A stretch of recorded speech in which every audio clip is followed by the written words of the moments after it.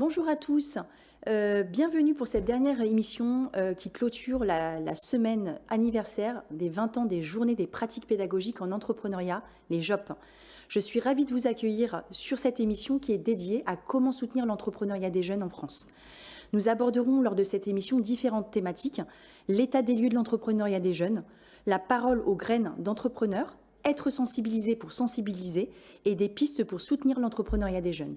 Mais tout d'abord, nous allons écouter un mot du directeur général de BPI France, Nicolas Dufourc.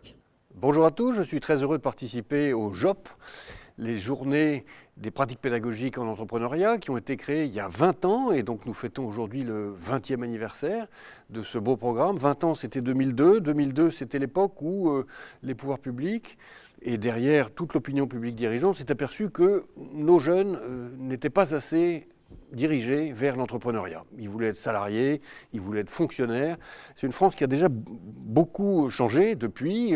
Les progrès sont considérables, comme vous le savez, avec tout le mouvement entrepreneurial qui a pris son essor depuis, en particulier, une grosse dizaine d'années et qui fait aujourd'hui la réputation de la France. Nous voulons aller beaucoup plus loin et donc ce 20e anniversaire n'est qu'une étape vers un objectif qui est plus ambitieux encore. Nous soutenons 76 associations et dispositifs qui sont au contact des jeunes, aujourd'hui au contact d'à peu près 210 000, 220 000 jeunes par an, comme par exemple 100 000 entrepreneurs ou le programme Pépite. Moi-même, je participe au programme 100 000 entrepreneurs régulièrement, tous les ans, à la rencontre des lycéens de la banlieue parisienne pour leur expliquer qu'on peut naviguer sa vie, on peut décider d'aller à bâbord, d'aller à tribord, de changer, d'être indépendant et de devenir entrepreneur. On n'est pas obligé de suivre les rails qui nous sont indiqués, en général d'ailleurs par nos milieux familiaux ou par nos entourages amicaux,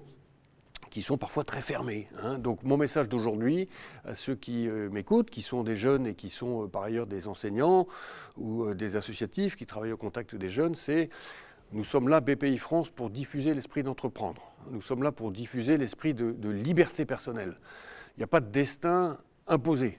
Et la beauté de l'entrepreneuriat, c'est que précisément, vous pouvez construire votre chemin de vie. L'autre message que je veux livrer, c'est qu'aujourd'hui en France, précisément en 2021, donc 20 ans après la création des JOP, il est facile d'entreprendre. Il n'a jamais été aussi facile d'entreprendre. Celui qui entreprend est aidé de toutes parts. S'il échoue, il sera pardonné de toutes parts. Tout a changé dans la culture française. Et donc, la boîte à outils est extraordinairement profonde, elle est parfois complexe, c'est normal d'ailleurs, mais elle permet aux jeunes d'aujourd'hui qui ont cet élixir de liberté au fond d'eux-mêmes et qui l'ont ressenti, eh bien de se lancer. Voilà. Donc, dans l'objectif de BPI France, dans sa raison d'être, il y a pousser l'esprit d'entreprendre. Vous allez avoir à la fin de cette semaine 24 heures pour entreprendre avec un concours auquel participeront entre 60 et 100 jeunes. Je souhaite que les projets qui sortent du chapeau soient les plus beaux possibles. Je vous souhaite un bel événement.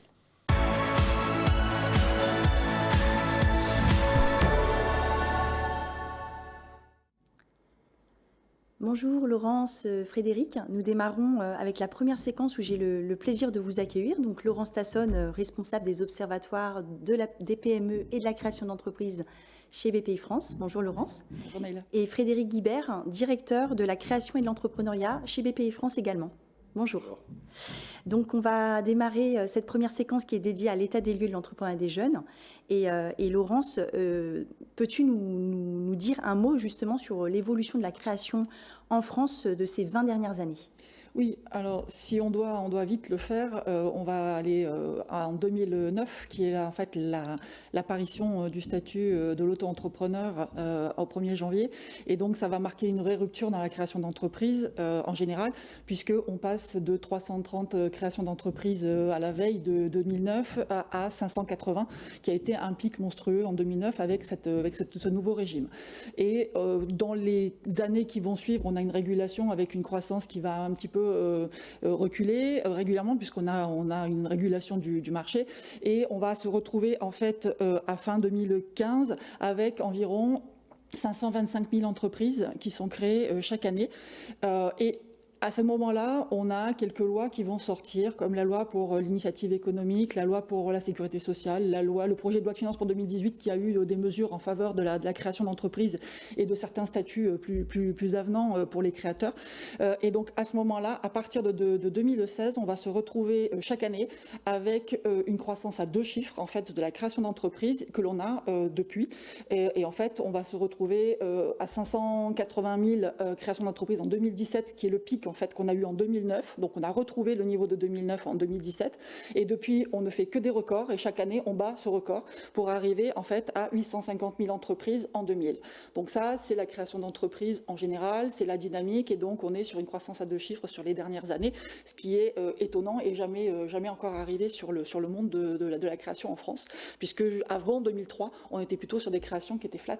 Voilà, donc c'est un vrai bon message et on s'aperçoit aujourd'hui que même malgré la crise, on a quand même cette dynamique qui reste et qui demeure, même si on n'est pas sur cette croissance à 2 chiffres, bien évidemment, en 2020, et j'espère qu'en 2021, ça ira mieux. Là-dedans, on a donc... Ici, c'est la création en général pour les jeunes, puisque c'est ça qui nous intéresse dans cette journée, dans cette semaine, pardon. Pour les jeunes, en fait, il y a quelque chose d'étonnant, c'est qu'entre 2009 et 2020, on a un doublement du nombre de jeunes créateurs. Alors, ce qu'on appelle les jeunes créateurs, puisque c'est la définition que nous avons prise pour cette semaine, c'est moins de 30 ans. Et donc, on a un doublement. On passe en 2019, on était à 215 000. On était à 115 000, excusez-moi. On était à 115 000 en 2019 et on arrive à 260 000 en 2020. Donc, on a un doublement du nombre des jeunes de créateurs en France sur la période d'une grosse dizaine d'années sur le sujet. Ce qui fait que non seulement ça double, mais en plus, leur poids dans la création augmente. Donc, en gros, ils ont augmenté plus vite que le rythme de croissance de la création en général. Et en fait, en 2020, ils représentaient 20% des créateurs. Aujourd'hui, ils représentent 30%. Donc, en fait, en 2009, on avait un créateur de moins de 30 ans pour 4 créateurs de plus de 30 ans. Aujourd'hui, on a un créateur de moins de 30 ans pour environ, excusez-moi pour le demi, mais pour 2,5, si on veut être juste, pour 2,5 créateurs de plus de 30 ans. Voilà. Il y a vraiment effectivement des politiques qui ont boosté en tout cas la création en France et on le verra tout au long de l'émission juste après. Et notamment le micro-entrepreneur, parce que c'est quand même essentiellement ça qui fait on voit bien que la dynamique des dernières années, c'est le régime du micro-entrepreneur qui porte en fait cette dynamique pour l'essentiel. Et donc, Laurence, est-ce que tu peux nous dire quels sont les secteurs dans lesquels justement ces jeunes se lancent ces dernières années ? Oui, alors c'est très étonnant. Il y a un fait marquant absolu sur la création chez les jeunes, donc les moins de 30 ans, hein, je répète, c'est que le secteur qui a explosé sur les dernières années, c'est le secteur qu'on appelle classiquement autre activité de poste et de courrier, c'est-à-dire qu'en fait c'est tout ce qui est livraison en dehors de l'activité de la poste. C'est tout ce qui est activité de livraison, le dernier kilomètre, la livraison à domicile, tout le colisage, tout ce qui est livraison de repas, tout ce qui est les pizzas et autres, j'en passe et des meilleurs. Et ça, en fait, ça a explosé ces dernières années, et notamment sur la partie 2020 et 2021 avec la crise sanitaire encore plus. Et aujourd'hui, ce secteur-là, à lui seul, il représente plus d'une création sur 5 chez les moins de 30 ans. Le deuxième segment qui arrive deuxième segment sectoriel qui arrive, c'est en fait le commerce. Et là, le commerce, c'est plutôt la vente à distance qui foisonne aujourd'hui. Et le commerce représente, sous tous ces états, représente une création sur 10 environ chez les jeunes de moins de 30 ans. Et le dernier segment important chez les jeunes créateurs, c'est tout ce qui est enseignement, art et spectacle, qui lui aussi pèse à peu près une création sur 10 chez les jeunes. Donc voilà. Donc on a la livraison, la vente par correspondance essentiellement dans le commerce, et puis on a l'enseignement qui domine sur la création des moins de 30 ans. D'accord. Et en 2 minutes, si on peut voir avec toi quel est le profil type justement de ces jeunes créateurs. Oui. Alors, c'est les créateurs en général. Je ne parlerai pas de micro-entrepreneurs, entrepreneurs classiques, puisqu'on en reparlera tout à l'heure. Mais pour la création en général, c'est chez les moins de 30 ans, c'est plutôt masculinisé, puisqu'on a 7 créateurs pour 3 créatrices. Ce sont des créateurs qui sont diplômés, puisqu'ils sont pour la plupart, au moins 1 sur 2 est diplômé de l'enseignement supérieur. Ce sont ensuite ce sont des créateurs qui en fait viennent notamment du salariat, puisque avant la création, ils étaient pour la plupart, ils étaient salariés du privé ou du public, avec une petite différence effectivement sur les micro-entrepreneurs où on a une part d'étudiants qui est beaucoup plus importante que pour les entrepreneurs classiques. Et en fait, je fais cette focale-là plus pour plus de 30 ans, et c'est ça en fait qui porte la création des jeunes aujourd'hui, c'est cette histoire de micro-entrepreneurs où effectivement les étudiants peuvent créer leur activité en parallèle de leurs études pour faire un complément de revenus. Merci Laurence pour ces précisions. Et du coup, Frédéric, justement, on est sur l'émission Comment soutenir l'entrepreneuriat des jeunes en France, et quels sont du coup les dispositifs qui sont soutenus et mis en place par BPI France en faveur justement du soutien à l'entrepreneuriat en général et puis après précisément pour les jeunes.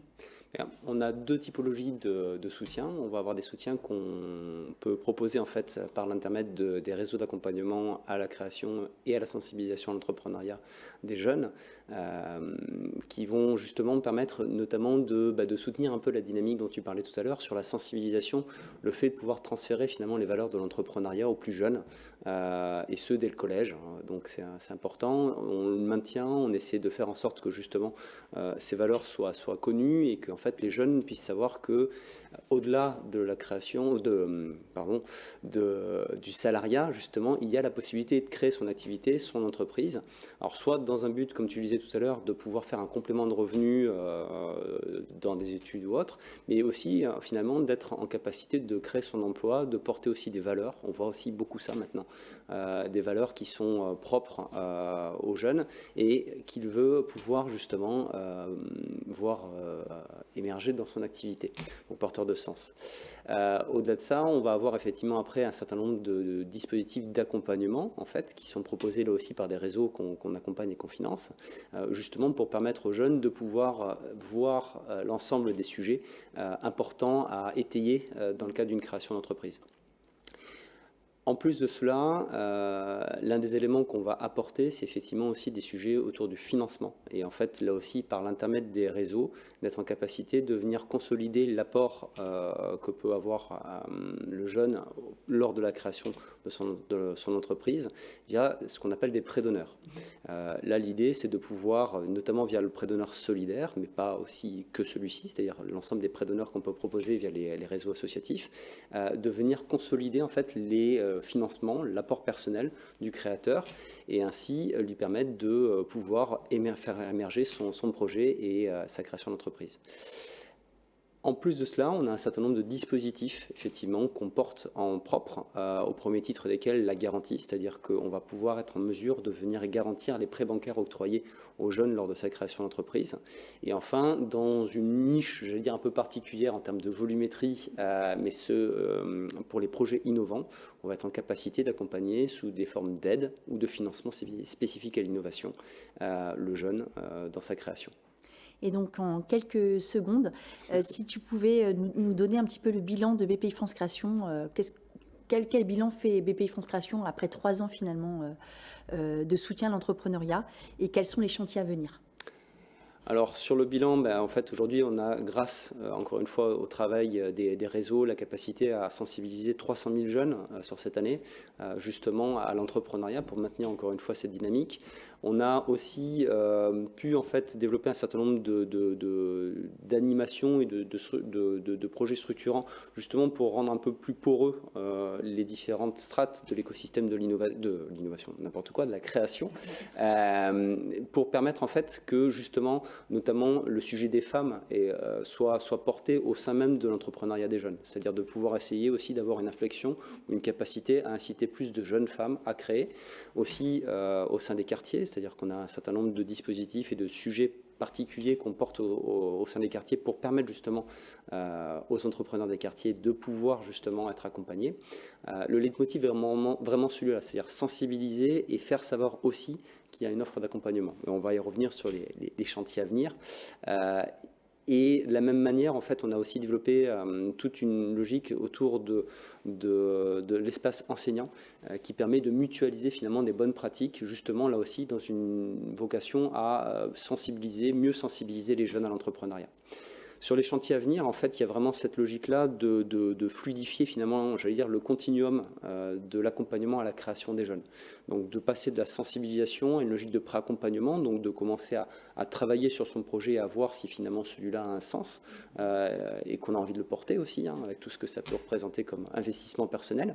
Et justement de faire en sorte que le jeune puisse trouver dans cet écosystème la bonne forme d'accompagnement par rapport à sa typologie projet et par rapport à sa trajectoire personnelle. Plus ou moins éloigné de l'emploi, on ne parle pas forcément dans ce qu'on fait que d'accompagner des gens qui sont hautement diplômés et en capacité de finalement trouver potentiellement un travail facilement.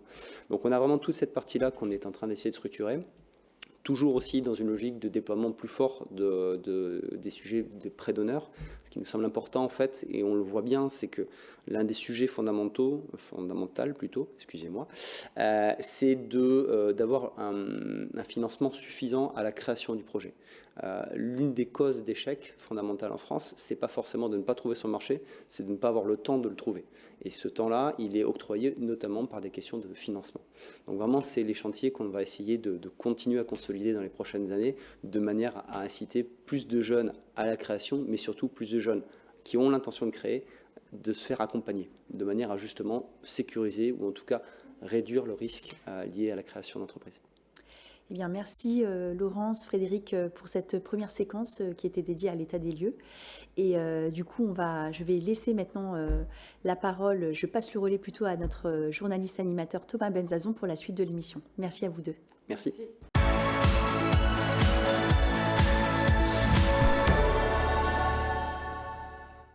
La parole est maintenant aux entrepreneurs, aux jeunes entrepreneurs et j'appuierai même encore un peu plus aux jeunes entrepreneurs. De plus en plus nombreuses à se lancer dans l'aventure entrepreneuriale, elles ne représentent encore que seulement 30% des créateurs d'entreprises.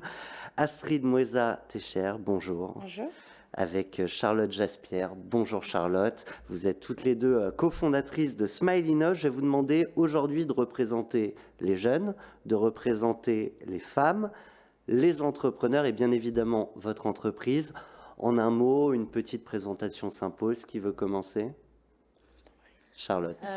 Donc pour commencer à me présenter, donc moi c'est Charlotte Jaspierre, j'ai 25 ans et pour vous parler un petit peu de mon parcours, j'ai été diplômée en fait d'état d'éducatrice spécialisée et j'ai obtenu une licence sanitaire et sociale dans un premier temps.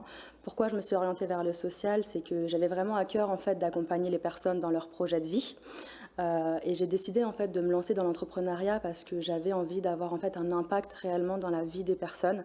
Et c'est vrai que j'avais certaines limites qui faisaient que j'avais besoin de me lancer là-dedans. On va revenir sur le déclic et ce qu'a fait la bascule de ce premier monde à ce monde de l'entrepreneuriat. J'aimerais bien pour nos spectateurs qu'on présente aussi Smiley9. Vous êtes nos premières entrepreneurs sur le plateau et en plus de jeunes entrepreneurs. Donc on a envie de savoir ce que vous faites. Yes. Du coup, je me présente aussi. Donc moi, c'est Astrid, j'ai 25 ans. L'idée m'est venue en fait avec Charlotte, du coup, quand j'ai fait mes études dans le domaine de l'architecture. J'ai eu de gros problèmes de santé, donc j'ai basculé et j'ai pas voulu quitter en fait ce secteur-là et en fait j'ai voulu vraiment revenir dedans. Donc après avoir fait des études dans l'économie et le commerce, j'ai dit bon. Là, il faut qu'on se lance. Je lui ai demandé si elle voulait vraiment faire une formation en décoratrice d'intérieur. Et boum, tout s'est déclenché. On a commencé, on a fait une formation intensive. Et Smiley9, en fait, qu'est-ce que c'est ? C'est une structure qui représente, en fait, on va dire, comme on aime bien dire, l'immobilier, en fait, 4.0. On a à la fois une agence immobilière, mais en fait, on accompagne nos clients de A à Z. 3.0, c'était trop old school. Ouais, c'était trop, c'était trop simple pour nous. Et le but, c'était vraiment de pouvoir les accompagner sur leur démarche, en fait, de recherche de biens classiques ou alternatifs, comme on aime bien dire, que ce soit modulaire en conteneur, modulaire en acier ou en polystyrène. Et derrière ça, en fait, c'était aussi de pouvoir leur permettre d'avoir en fait vraiment cet accompagnement et de ne pas rencontrer forcément plusieurs interlocuteurs comme actuellement il faut. Se projeter jusqu'à ce à quoi ressemblera le bien une fois qu'on y sera, qu'on va y vivre. Et donc, au-delà de cet accompagnement du début à la fin, il y a cette notion d'habitat alternatif qui est aussi une nouvelle approche. Exact. On a vraiment voulu en fait apporter une touche aussi écologique, c'est-à-dire que pour nous, les habitats en acier ou en conteneur sont vraiment les habitats de demain parce qu'ils contribuent en fait à permettre d'améliorer l'habitat et c'est-à-dire qu'on va avoir un impact écologique en utilisant les conteneurs. On va pouvoir réutiliser des matériaux qui seraient déversés dans la nature, on va dire ça comme ça. Et là, on va pouvoir en fait leur donner une seconde vie. On va pouvoir participer et contribuer au projet de vie de personnes. Et on met en place en fait toute une partie écologique, que ce soit dans nos décorations, dans nos conceptions, et on pousse vraiment en fait ce côté écologique, puisque nos constructions elles vont jusqu'aux constructions passives, c'est-à-dire qu'on réduit vraiment l'impact environnemental, et c'est vraiment l'idée qu'on avait aussi en développant ce projet. Donc il y a ce sujet écologique et puis il y a cette réponse à une problématique autour du logement, de l'accès au logement qui est importante.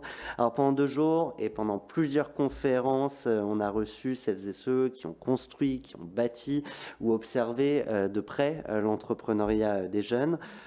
Tous travaillent sur le déclic, le passage à l'action, le développement d'activités comme les vôtres. Ils l'ont dit avec leurs mots. Moi, je serais curieux de l'entendre avec les vôtres autour de cette notion du déclic. Vous avez commencé à l'aborder.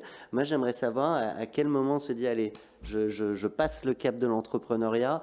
J'imagine qu'on ne se lève pas un matin, on se regarde dans la glace, ça ressemble à un entrepreneur, donc j'y vais demain. C'est quoi l'histoire ? L'histoire, du coup, c'est de se dire en fait que voilà, on veut faire quelque chose de plus pour nous déjà. Et après, en fait, aussi pour les autres qui nous entourent. La notion, en fait, a été vraiment, pour ma part, après, Charlotte, je sais qu'elle a un déclic un petit peu différent du mien, mais ça a été vraiment ça, c'est que je voulais plus dépendre de quelqu'un d'autre. Je voulais vraiment apporter ma pierre à l'édifice à quelque chose et pousser, en fait, mon opinion un peu plus loin. Il y a 2 notions, il y a cette recherche de liberté Ouais. et cette idée d'être le moteur, d'être à l'initiative, à l'action d'un changement de société. Alors après, chacun voit l'échelle du changement, mais ça faisait partie des sujets. Ouais, franchement, nous, on voit l'échelle assez loin. On est prête à limite aller voir des villes sur l'eau, etc. Donc, on y pense déjà. Mais voilà, on est déjà en train d'essayer de sensibiliser les gens avec notre concept de conteneurs habitables ou de maisons modulaires. Et on verra par la suite. Et après, on fait flotter les conteneurs. Voilà, c'est ça. Deuxième étape. Astrid disait que pour toi, le déclic avait été assez différent, Charlotte. C'est ça. Alors pour ma part, moi c'est vrai que par rapport à mon expérience personnelle et professionnelle, en fait, je me sentais pas forcément à ma place. Je pouvais pas forcément défendre aussi mes valeurs, en tous les cas comme je le souhaitais, et j'étais très limitée en fait dans l'impact que je pouvais réellement avoir dans la vie des personnes. Et c'est vrai que l'entrepreneuriat, en fait, petit à petit, de fil en aiguille, en fait, je me suis rendu compte que les rêves que je pouvais avoir ou les valeurs que je voulais transmettre ou le changement que je voulais apporter en fait dans le monde, je pouvais le faire aussi.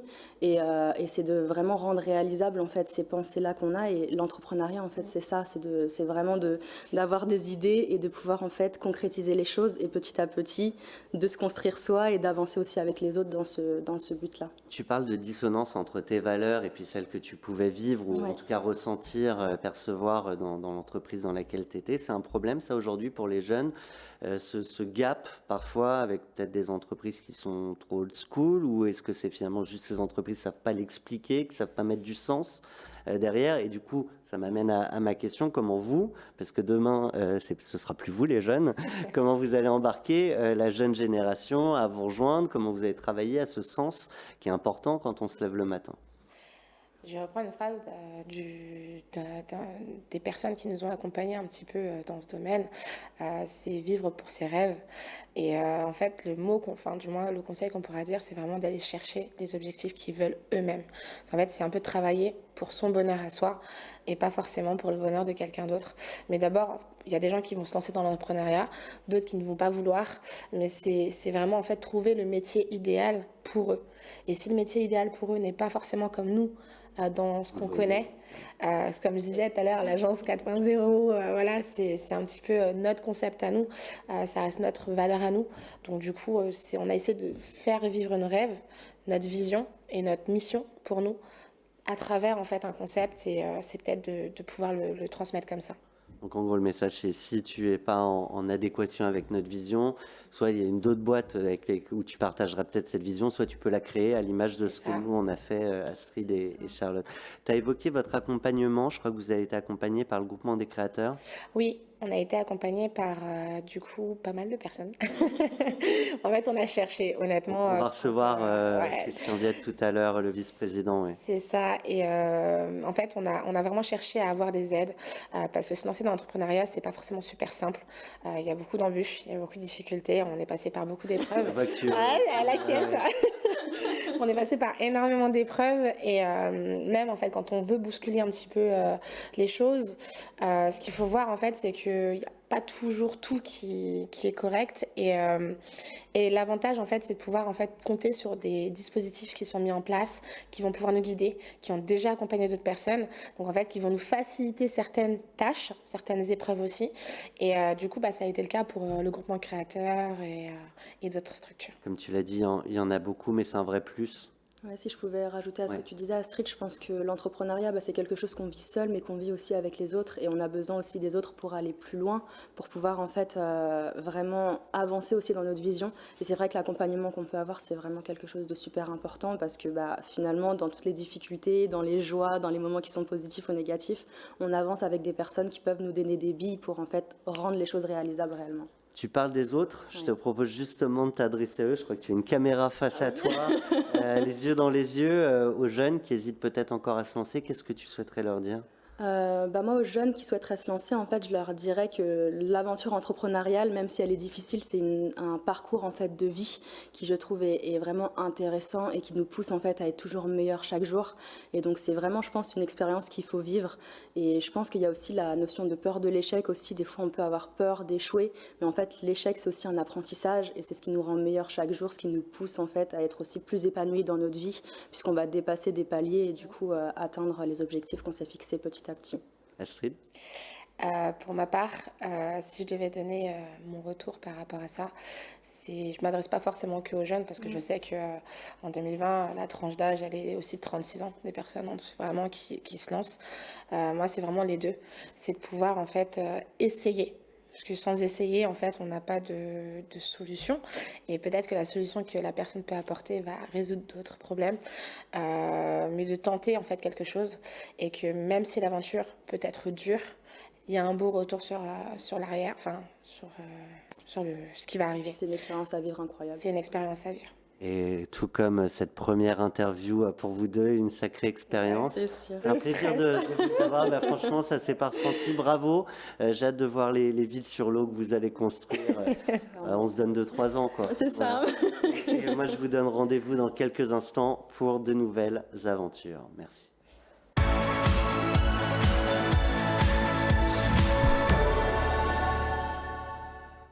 Parfois, les graines que l'on sème éclosent seulement des années plus tard. Ces petites graines sont parfois si invisibles qu'on ne les découvre qu'avec le microscope du temps. C'est donc dans un lyrisme assumé que je reçois Adeline Lambert. Bonjour Adeline.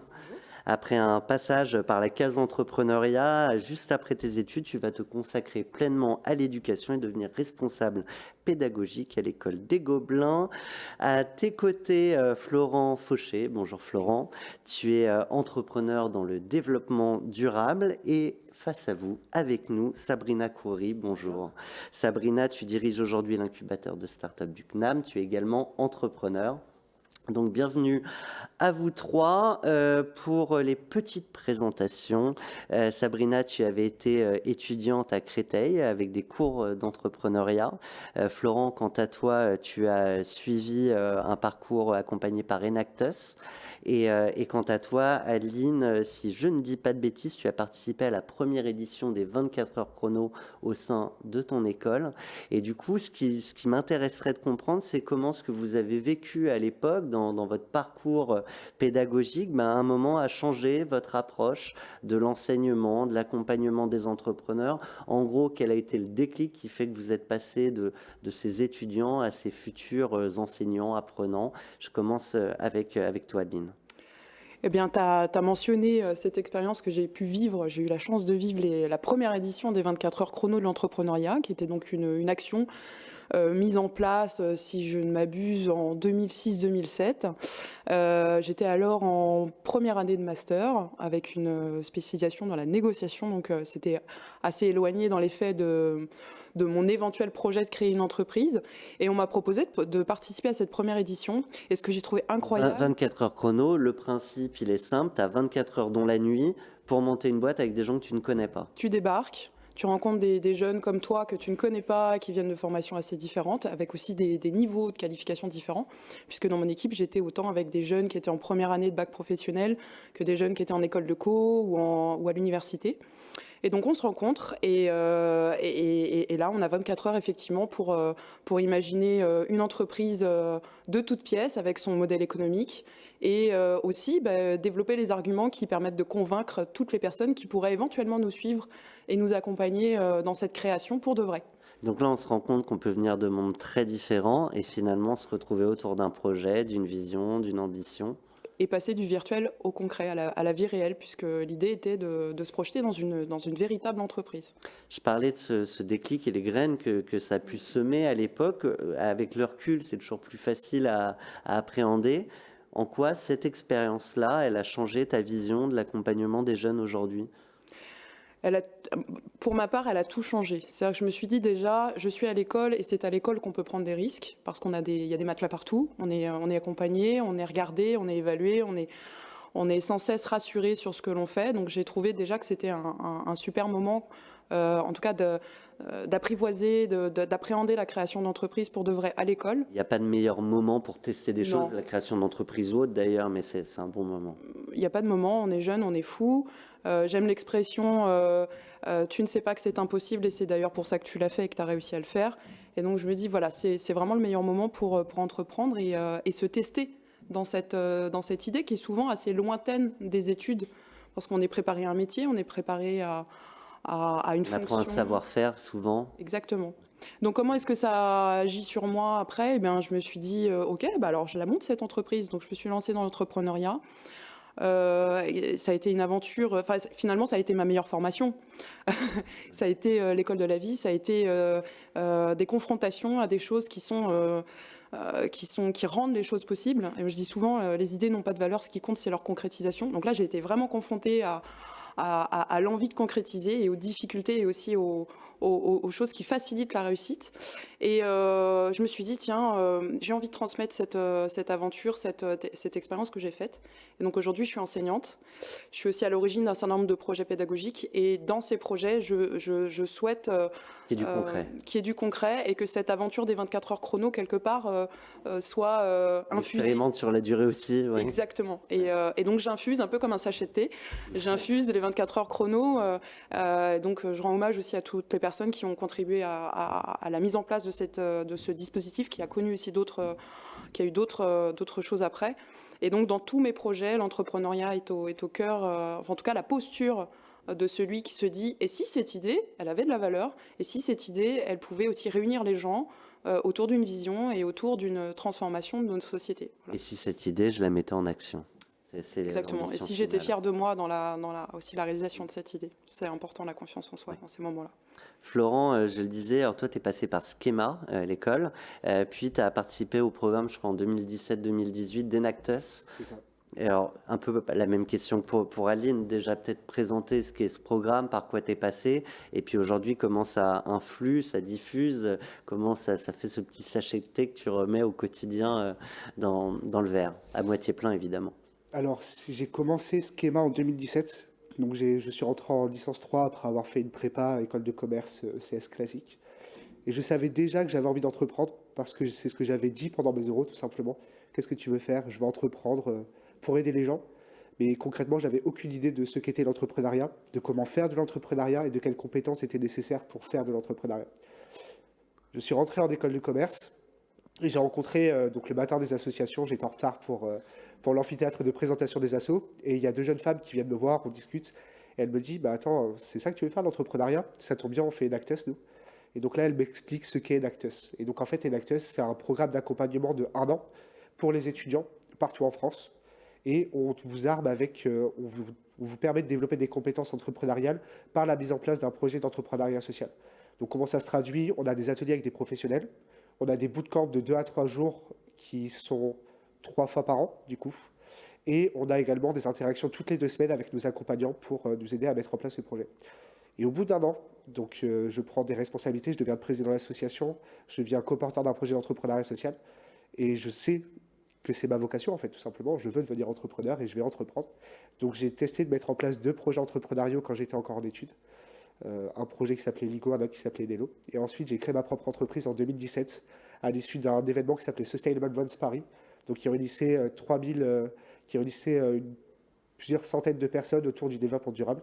Et donc les Youth Activators, 40 jeunes ici qui étaient présents pour challenger en fait pour challenger cet événement, et on a créé notre entreprise qui s'appelait Youth Activators.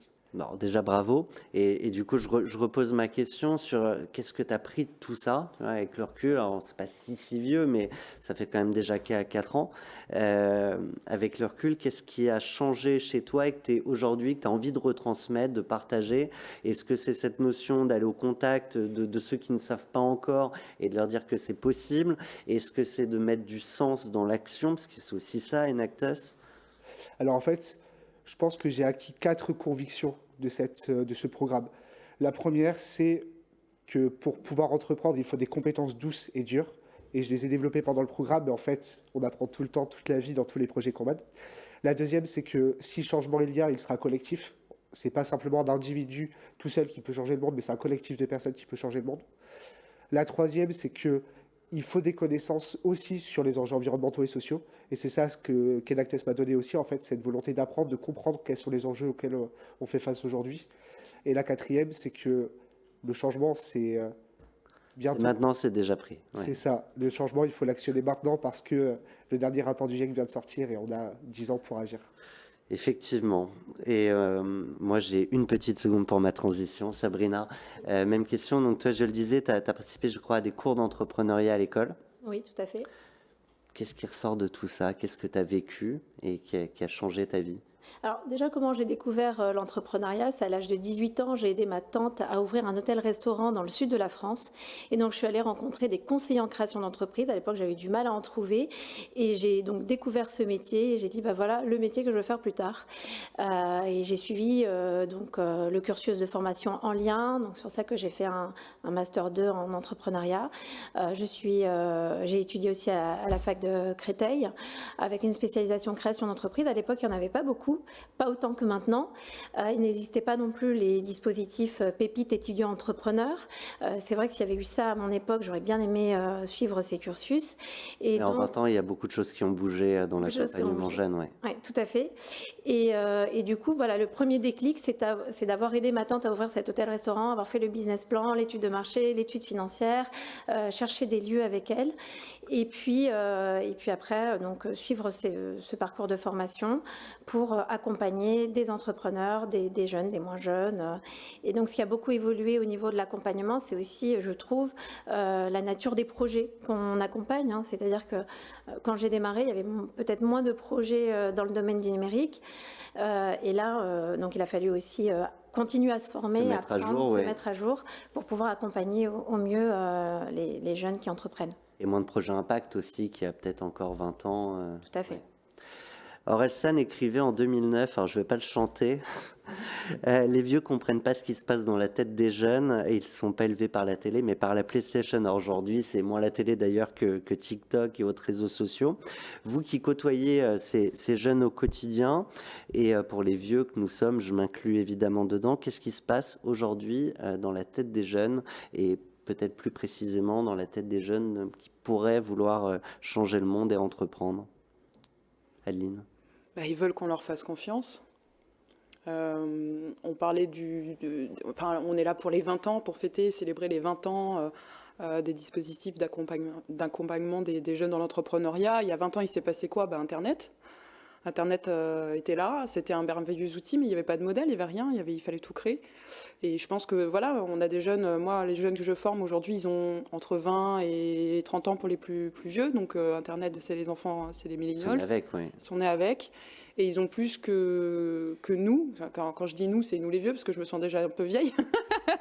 Ils savent mieux que nous comment utiliser ces moyens dématériels pour rematérialiser. Je pense qu'ils sont tous dans l'envie de donner du sens à ce qu'ils font, faire un métier qui a du sens, qui a une portée, qui peut avoir un impact positif sur notre environnement. Florent parlait à raison du dernier rapport du GIEC. Ils sont très, très, très sensibles à cette question de la bonne utilisation de nos ressources, en tout cas avec une vision responsable. Et je pense qu'ils sont tous animés par l'envie de donner du sens, l'envie d'être responsable et d'être dans des pratiques responsables. Et l'entrepreneuriat est une possibilité pour eux que d'inventer des modèles qui vont être complètement là-dedans, qui vont être complètement responsables et ils sont moins intéressés par des carrières, par des salaires, par des mutuelles, par des choses comme ça, et un peu plus par des projets qui les portent, quoi. On comprend ce besoin de sens, mais du coup, dans vos expériences respectives, comment on crée ce déclic et ce passage de ce besoin de sens à l'idée qu'on a cette possibilité d'agir à travers un outil, voyons-le comme un outil qui est l'entrepreneuriat. Sabrina? La sensibilisation. Donc, effectivement, c'est important de sensibiliser les jeunes à l'entrepreneuriat. Donc, avec tous les dispositifs qui existent maintenant, on connaît mieux l'entrepreneuriat, on sait que c'est une voie possible, plus qu'à l'époque. Et on sait maintenant qu'avec le numérique, on peut plus entreprendre avec peut-être moins de moyens qu'à l'époque où on devait avoir on passait par un commerce physique par exemple, et donc là il fallait forcément emprunter plus. Investir dans un pas de porte. Exactement. Florent, je te voyais réagir. Oui, je pense qu'on en discutait avec Adeline tout à l'heure, mais le décloisonnement aussi. Décloisonner les dire quoi? Alors, décloisonner les disciplines, c'est favoriser la rencontre entre des compétences et des profils divers. Et c'est dans cette rencontre, dans ce dialogue qui va se nouer entre les différents jeunes qu'on va pouvoir agir. Je suis assez bien placé pour en parler. Et je pense que ce que les jeunes veulent, c'est entreprendre. Là, il y a une étude récente sur l'indice entrepreneurial français, qui dit que 54% des jeunes sont impliqués dans une démarche, dans une dynamique entrepreneuriale, soit par le projet, soit par l'entreprise, soit par la volonté d'entreprendre. Il faut les accompagner parce que même si on est jeune et qu'on veut changer le monde, avoir un regard extérieur plus expérimenté sur ce qu'on propose, c'est hyper important. Être accompagné, décloisonner, se rencontrer. Et surtout, je pense que ce qui nous pousse à agir aujourd'hui, c'est la nécessité de changer le monde rapidement parce qu'on se rend compte que le modèle dans lequel on est ne fonctionne plus. C'est quoi du coup les freins qui restent à débloquer? Parce qu'il y a toujours des freins, il y a des freins personnels, il y a des freins plus systémiques de société. Qu'est-ce qui reste à débloquer? Enfin là, on a fêté les 20 ans. Si on se projette sur les 20 années suivantes, on fait quoi pour faire mieux? Alors là, c'est qui veut prendre la parole la pro. J'espère que vous avez une ou des réponses à la question. On a tellement de réponses, il va falloir choisir. On continue déjà dans cette dynamique, parce que c'est vrai qu'on a une belle dynamique avec beaucoup d'acteurs qui accompagnent les jeunes à entreprendre au sein des universités, au sein des écoles. Il y a beaucoup de dispositifs d'accompagnement qui existent, des incubateurs. Je reviens encore sur Pépite, mais c'est vrai que c'est dédié aux étudiants entrepreneurs. C'est cette dynamique qui fait qu'aujourd'hui, on a 54%, ce que disait Florent, de jeunes qui sont dans une dynamique entrepreneuriale. Exactement. Et après, on est toujours quand même, moi je reviens un peu sur cette thématique de financement. Donc aujourd'hui, on peut créer plus d'entreprises dans le domaine du numérique si on arrive à se trouver des associés un peu complémentaires, où on va réunir des associés un peu développeurs, des associés un peu plus business. Mais sur la partie commerce physique, je pense qu'il manque encore peut-être des fonds d'investissement ou des aides supplémentaires pour accompagner ces jeunes qui souhaitent ouvrir des commerces physiques, parce qu'on vous demande toujours quand même un apport financier de départ. Et ça, c'est pas toujours évident de le réunir quand on finit ses études. Florent, on fait quoi? Qu'est-ce qu'on fait? Quelle est la question? Qu'est-ce qu'on fait? Je pense que, mais je te rejoins assez sur ce que tu disais, Sabrina. Je pense qu'aujourd'hui, il faut qu'on inscrive la formation à l'entrepreneuriat dans toutes les formations parce que c'est une posture avant d'être un métier. C'est pas déjà le cas. Enfin, moi, j'ai l'impression maintenant que, quels que soient les parcours, il y a toujours une option entrepreneuriat ou des fois en plus des cours, mais j'ai quand même le sentiment qu'entre une école d'ingé, après il y a plein d'autres formations, une école d'entrepreneuriat, une école de commerce et d'autres, il y a quand même des ponts communs, des passerelles communes qu'il n'y avait peut-être pas encore il y a 20 ans. Alors, je n'étais pas là il y a 20 ans, mais j'ai le sentiment, quand on se parle, on a à peu près les mêmes cours finalement. Alors, je me trompe peut-être, enfin, vous êtes plus à même de répondre à ça que moi. Quand j'étais à Schema Lille, j'ai eu la chance de fréquenter l'incubateur Tonic, qui est un incubateur entre différentes écoles en fait, et des universités. Et on se rend compte que dans les écoles supérieures, dans les écoles, j'entends, pas dans les universités, on a effectivement de la formation à l'entrepreneuriat, pas toujours bien fait, des retours que j'ai pu avoir, parce que la pédagogie active, qui est normalement au centre de la pédagogie entrepreneuriale, n'est pas forcément mise en œuvre. Et le deuxième point, c'est qu'à l'université, c'est plus compliqué, parce que ça demande des ressources, déjà en termes de temps, ça demande des ressources en termes de personnes, qu'on n'a pas forcément quand on a de l'université. Et ça, il faut le mettre en place, je pense. Et le deuxième point, c'est la formation, bien sûr, et l'accompagnement sur les enjeux environnementaux et sociaux. J'y reviens parce que je pense qu'il n'est plus possible d'entreprendre aujourd'hui comme on entreprenait il y a 20 ans ou 30 ans. Sans prendre ces sujets en compte. C'est ça. Business as usual is dead. Maintenant, il faut lancer une autre manière d'entreprendre en ayant connaissance. Quand tu dis ça, c'est-à-dire que tu peux avoir dans l'ADN une solution qui répond à ces enjeux ou à minima les prendre en compte dans ta gestion des déchets, tes produits, tes packaging. C'est ça. En fait, aujourd'hui, on voit émerger des thématiques comme l'éco-conception. Donc, c'est vraiment du début de vie de l'objet jusqu'à sa fin de vie. Et ça, ce n'est pas quelque chose dont on se souciait forcément il y a 40 ou 50 ans. Et donc ça, c'est hyper important si demain on veut créer une paire de baskets ou si on veut créer un magasin physique, d'avoir ces sujets en tête et d'être formé. Parce que c'est émergent, parce que c'est nouveau, parce que c'est compliqué de s'en saisir et parce que ça pose des contraintes qu'on n'avait pas il y a de ça 20 ou 30 ans, encore une fois. Est-ce que ça s'est intégré, Adeline, c'est presque cette notion de citoyenneté, de pourquoi, enfin de cette vision qu'on doit apporter pour répondre à cette jeunesse? Ou est-ce qu'on doit rester sur quelque chose de très ouvert et en fait, finalement, chacun fera bien ce qu'il veut de ces outils? Là, tu parles de citoyenneté, c'est très intéressant parce que l'entrepreneuriat, c'est quand même un mot étrange et compliqué. On a du mal à le dire 3 fois de suite. Exactement, déjà on a du mal à le prononcer, il faut s'entraîner. C'est un mot, la première fois que je l'ai entendu, moi personnellement, j'avais quoi, 22-23 ans. On n'en parle pas en fait, j'ai l'impression que c'est tabou. À l'époque à mon époque, mais même encore aujourd'hui, je ne suis pas certaine que ma fille de 6 ans ait déjà entendu ce nom. Justement, parlons-en. Moi, je pense que l'entrepreneuriat est étroitement lié à cette notion de citoyenneté. Être citoyen, appartenir à une cité et contribuer par son action à son développement, à sa transformation. Et là, on a évoqué quand même pas mal d'enjeux, l'éco-responsabilité. Il n'y a pas que ça, il y a aussi ce modèle économique qu'on a vu là pendant le Covid, pendant les confinements. On s'est tous posé la question du monde d'après. Et alors on y est, alors qu'est-ce qui se passe? Il ne se passe pas grand-chose en fait. Si, on est là pour parler de l'entrepreneuriat et j'espère qu'ensemble on va pouvoir continuer à faire progresser des dispositifs et notamment pour peut-être sensibiliser, comme le disait Sabrina, les plus jeunes et encore plus jeunes, parce que là on parle peut-être de lycéens et d'étudiants qui sont donc en enseignement supérieur, mais on pourrait peut-être avoir le culot et le courage de parler d'entrepreneuriat à des beaucoup plus jeunes, à partir de 6 ans, 7 ans, à partir du moment où on commence à se poser la question du moi social. Qui suis-je dans cette société? À quoi je sers? À quoi je sers? Quel est mon rapport à l'autre? Quel est mon rapport au monde? Et on sait bien que les enfants de 7-8 ans sont hyper concernés par la situation du monde et se posent énormément de questions. Donc je pense qu'il faudrait développer des dispositifs qui intègrent, qui donnent des moyens pour les enfants d'intervenir et d'agir sur leur environnement tout de suite là au niveau local. Eh bien, vous l'avez compris, c'est tout de suite qu'on comprend à quoi on sert et qu'on agit. On se retrouve dans quelques instants.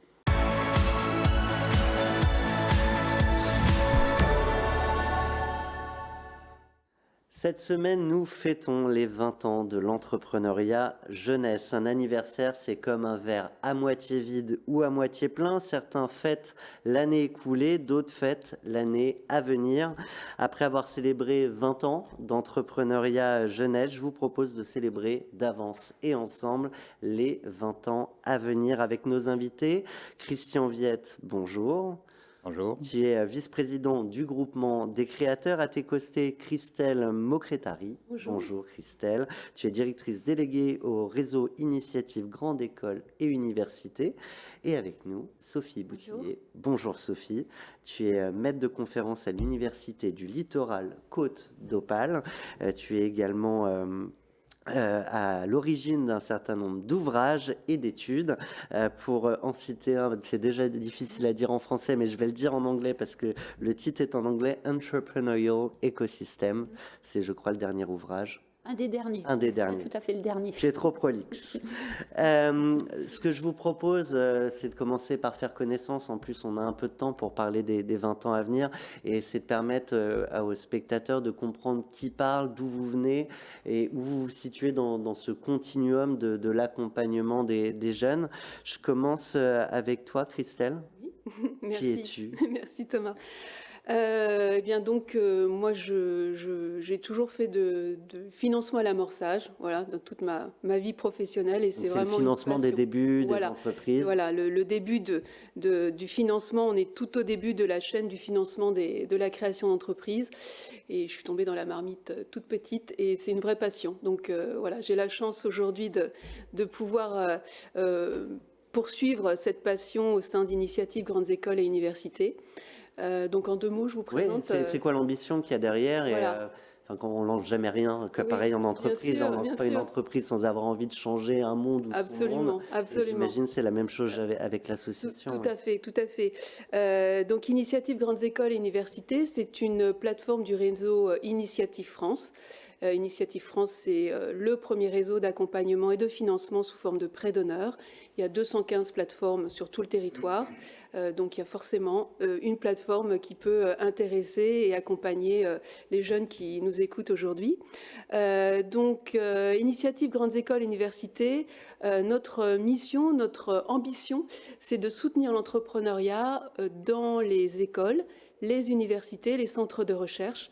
On vient apporter aux incubateurs qui sont au sein de ces organisations une brique administrative et financière qui vient apporter, booster leurs programmes entrepreneuriaux et tout l'accompagnement qu'ils peuvent officier au sein de leur incubateur. Donc on vient apporter la brique financière à leur dispositif. Qui est souvent un des sujets quand même incontournables, quel que soit le niveau de l'ambition de l'entreprise. Oui, tout à fait. C'est vraiment je dirais là, et d'autant plus que, comme tu le disais tout à l'heure, Initiative Grandes Écoles Universités, on intervient au tout début de la chaîne de financement, donc en amorçage, voire en pré-amorçage.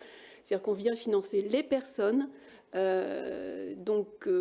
pour financer la fin du prototypage, pour financer le premier salarié, et puis... Ça sert souvent d'effet de levier vis-à-vis des banques. Exactement. On a eu un prêt initiative, Tout à donc fait. c'est qu'ils ont confiance en nous, dans Absolument. le projet, donc Tout à fait. confiance. Les créateurs que l'on finance sont choisis au sein d'un comité d'agrément qui représente l'écosystème de nos partenaires, qui sont donc les grandes écoles et les universités.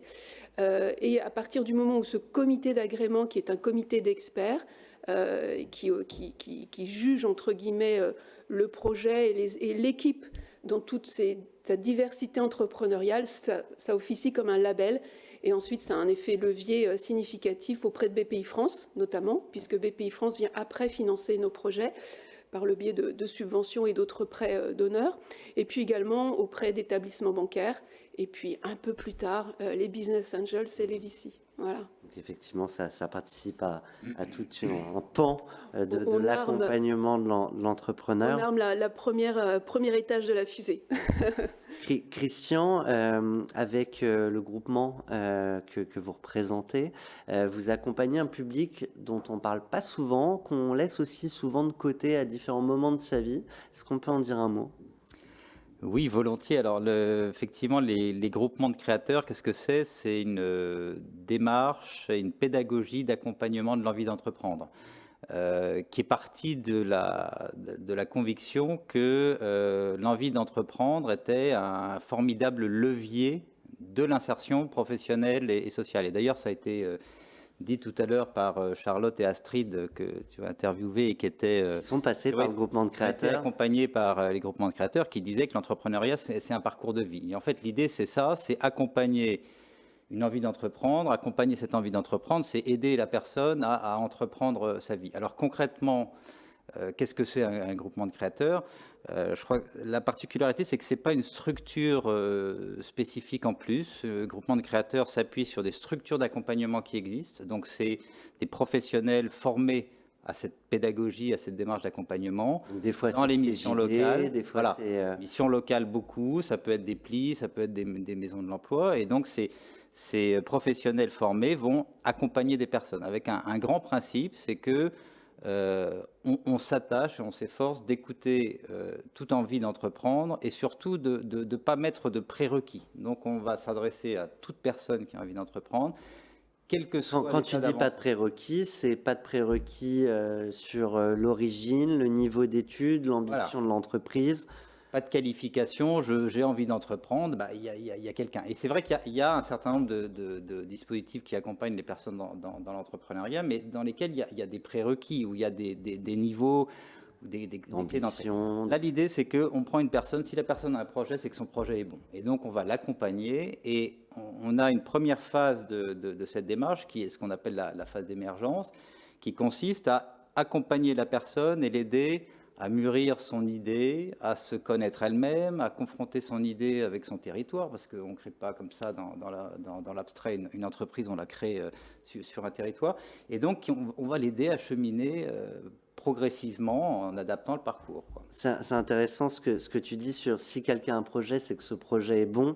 Ça montre une démarche et une philosophie, parce qu'en réalité, tous les projets ne sont pas bons. D'ailleurs, il n'y a pas un projet qui est le même sur le business plan de départ et dans la réalité 3 ans après.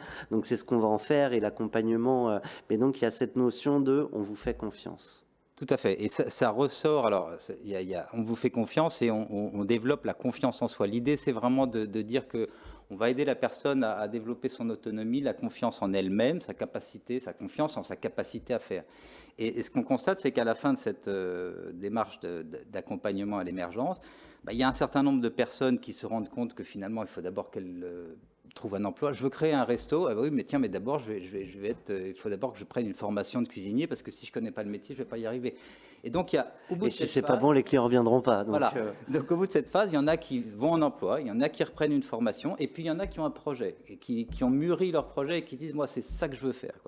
On a vu tout à l'heure Charlotte et Astrid, c'est ça. À la fin, elles se disent, je veux faire ça. Et donc, elles se forment. Là, en l'occurrence, je crois que c'était Charlotte qui s'était formée à la décoration d'intérieur pour avoir la brique supplémentaire. Exactement. Pour le projet d'entreprise. Alors, ce que proposent aussi les groupements de créateurs, et peut-être je terminerai là-dessus, c'est certains groupements de créateurs proposent une deuxième phase d'accompagnement après l'émergence pour ceux qui ont décidé de continuer dans leur projet, qui est une phase de formation. Et donc là, c'est toujours le conseiller qui était dans la mission locale ou dans le PLI, etc., mais également une boutique de gestion, parce qu'on a un opérateur de la création d'activités qui va aider aussi à travailler les financements, et puis un opérateur de la formation, un IUT. Et donc, ces 3 acteurs ensemble proposent une formation qui permet d'accéder au diplôme d'université créateur d'activité, donc c'est un diplôme de niveau 4. Or, les jeunes qu'on accompagne souvent n'ont pas de diplôme, n'ont pas le bac, et donc là, on leur permet d'accéder à un diplôme, et ils ont travaillé leur projet pendant cette formation. Donc, ils font le business plan, et puis on va être sur la question du financement, évidemment. Un diplôme qui, en soi, n'a plus de raison d'être quand tu es ton propre patron, mais qui peut servir demain, après-demain, si jamais il y avait un revers de fortune. Et puis même pour la confiance en soi, ça fait toujours pour la confiance en soi, puis on parlera des freins. Voilà, oui, on va en parler. Sophie, je ne veux pas te lancer sur l'étude parce que j'ai une question après spécifique sur l'étude, mais pour présenter aujourd'hui comment et au nom de qui ou de quoi tu accompagnes les jeunes entrepreneurs. Disons que moi j'ai un profil à 2 faces, si j'ose dire, puisque je suis à la fois avec donc d'autres collègues responsables d'un master qui s'appelle aujourd'hui Management de l'innovation, qui dans le passé s'est appelé aussi donc un master entrepreneuriat, voire un DESS, donc pour dire que c'est un diplôme qui a été créé à la fin du XXe siècle, donc c'est pas quelque chose de récent. Et donc l'objectif c'était d'accompagner des jeunes qui avaient un projet de création d'entreprise. Et comment on est passé de, pardon, je te coupe tout de suite, mais comment on est passé d'un master en entrepreneuriat à un master en management de l'innovation ? Disons que l'objectif, c'était justement d'adapter au fil des années la formation au profil des étudiants, parce qu'on s'est aperçu qu'on avait en fin de compte très peu d'étudiants qui avaient un projet de création d'entreprise et que beaucoup considéraient que la création d'entreprise devait d'abord passer passer par une expérience dans le salariat, que ce soit dans l'entreprise, dans le domaine associatif, voire dans le secteur public. Donc par rapport à ça, on a cherché à s'adapter, hein, et donc à former les étudiants non à un métier déterminé comme on pourrait l'avoir si on était une formation, je ne sais pas, en comptabilité, en audit, en logistique, mais en management de l'innovation, en management de projet.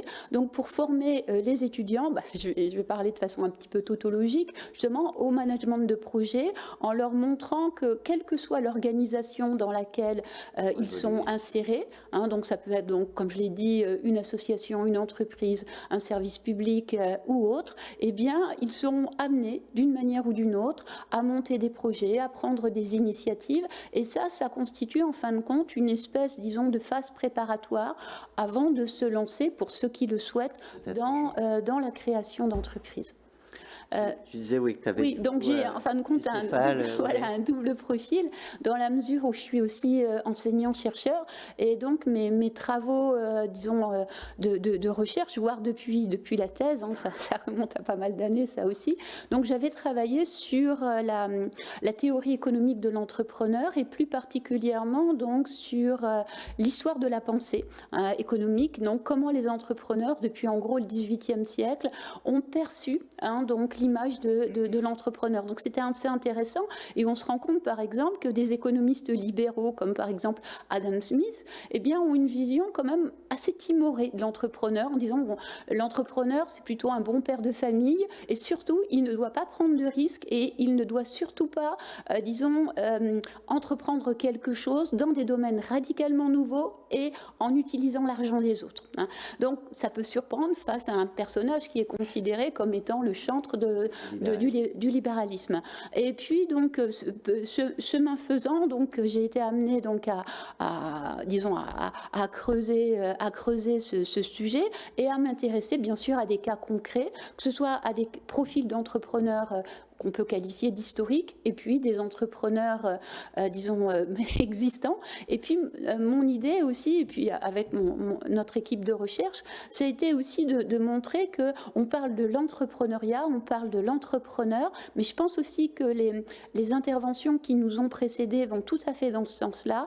C'est que c'est un phénomène très hétérogène et très varié, hein, c'est-à-dire à la fois au niveau de l'âge, au niveau du sexe, au niveau de la formation, de l'individu, et qu'en définitive, il y a autant de formes d'entrepreneuriat qu'on a d'entrepreneurs, hein, même si à la base on dit l'entrepreneur c'est celui qui innove, qui lance un nouveau produit, une nouvelle idée, la réalité est beaucoup plus complexe. Tu as travaillé, alors j'inverse un peu l'ordre des questions, mais tu as travaillé sur le potentiel de ressources de l'entrepreneur. Oui. En quoi les résultats de vos travaux, je crois que tu n'as pas travaillé sur ce sujet toute seule, peuvent nous éclairer sur ce qu'il y a à faire sur les 20 prochaines années? Oui, disons que ce concept, hein, que j'ai développé avec mon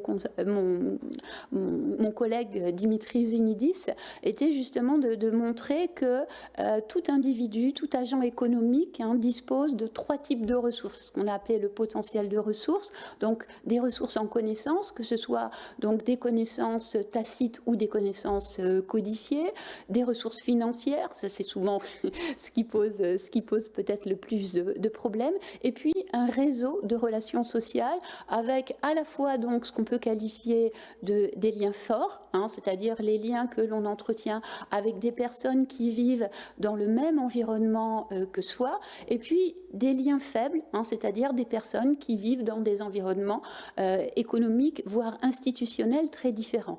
Et donc l'objectif par rapport à ça, d'autant que comme l'entrepreneuriat est un phénomène pluriel, hein, c'est bien sûr de mettre l'accent sur les liens faibles. Hein, certains sociologues, hein, très connus ont parlé de la force des liens faibles, justement pour montrer qu'il faut rechercher des ressources, développer son réseau de relations sociales en dehors du cocon, souvent, duquel on est issu. Sur ce sujet des relations, du réseau élargi aussi, Christian, les publics que vous accompagnez, notamment quand ils n'ont pas fait d'études ou quand ils ne sont pas issus d'une famille d'entrepreneurs, ce qu'on retrouve plus souvent dans des grandes écoles de commerce par exemple, est-ce qu'ils ont cette conscience un, de l'importance du réseau, et deux, qu'ils ont déjà un réseau quand même. Est-ce que c'est un sujet? Alors, oui, c'est un sujet évidemment, enfin, et c'est un sujet d'ailleurs à tous les âges de la vie, y compris, par exemple récemment dans le rapport que la secrétaire d'État, Madame Aéry, avait demandé sur entrepreneurs. Emmanuel Hamon, oui, Emmanuel tout à Hamon. fait. Et François Pupponi, une des préconisations, c'était déjà en remontant en classe de 3e. Déjà là, on a une forme de discrimination parce que pour trouver un stage en 3e, déjà, soit j'ai un réseau, soit j'en ai pas. Si j'en ai pas, je risque soit de ne pas trouver de stage, soit effectivement de le faire, mais sans m'ouvrir. Or justement, je crois que tout notre sujet, c'est d'ouvrir le champ des les horizons. d'élargir ça.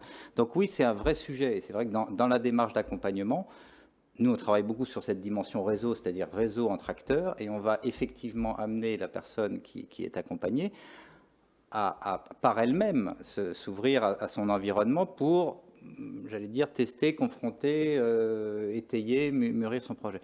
Mais c'est vrai que c'est essentiel ce que vous disiez là sur la diversité des situations de création d'entreprise, hein, et d'entrepreneuriat. Déjà, entreprendre, ça ne veut pas forcément dire créer une entreprise.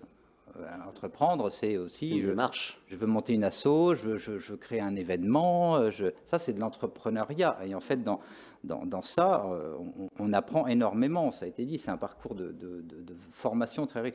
Et donc ce qui est important, c'est effectivement d'être en capacité de répondre à toutes ces situations-là. C'est-à-dire que quand je suis à l'université que j'ai envie de créer, c'est pas la même chose que quand je suis en décrochage scolaire en 3e et que j'ai une idée de quelque chose que j'ai envie de faire. Et donc, comment on écoute cette envie? C'est la question. Alors oui, tu as la réponse. En partie au moins. On n'a jamais complètement la réponse, mais c'est vrai que on a un système, enfin on a des systèmes très très structurés en France. Évidemment, il y a des espèces de silos. Il y a l'éducation nationale. Quand on est à l'école, c'est l'éducation nationale. Quand on est demandeur d'emploi, c'est le ministère du Travail qui s'occupe de vous. Mais en fait, il y a une question de lien. Et passerelle, sur toute cette chaîne-là, partant de la petite classe, la question c'est comment on arrive à écouter à un moment l'envie d'entreprendre. Et donc moi, ma conviction c'est que ça... Et qui se formalise, pardon, mais pas toujours avec les mots aussi simples que j'ai envie d'entreprendre. Donc comment on va détecter ça? Voilà, et en fait, je pense qu'il y a une formation à faire des professionnels. Et pour moi, quand on dit professionnels, ça part des profs, des enseignants, des accompagnateurs en mission locale, à Pôle emploi, etc. Pour comment je fais pour entendre l'envie d'entreprendre. Moi, j'ai le souvenir qui me vient d'un copain quand j'étais au lycée. Il passait ses cours à dessiner sur les cahiers Clairefontaine, en grattant avec une plume, ça fait apparaître le blanc. Il dessinait...